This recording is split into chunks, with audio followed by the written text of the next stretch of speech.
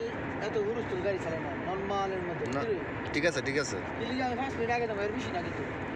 কাম করে মেরে দিলে কিন্তু লাইফ শেষ। আর আমি গাড়ির সামনে পিছিয়ে আমি স্বামী, কিন্তু আমার ইয়ে কিন্তু ইন্স্যুরেন্স কিন্তু স্বামী বুঝিস তো?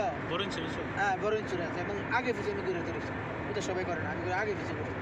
আমি যদি অ্যাক্সিডেন্ট করি আমি টিয়া পাবো, আর অন্যরা করলে তো পাবো, ঠিক আছে? কিন্তু অনেক অ্যাক্সিডেন্ট করে টিয়াটা উড়াইতে অনেক কষ্ট রে বাবা, বুঝছো?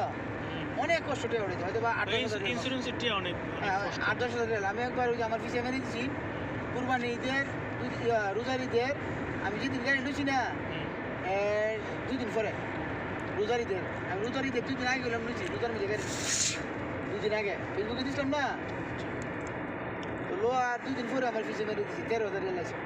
দৌড়িবে কাটটা আমি 9,700 পেয়েছি, বাংলা 3 লাখ টাকা পাইছি। বুঝলি এমন বিপদের সময় আমার হাত খাইলা।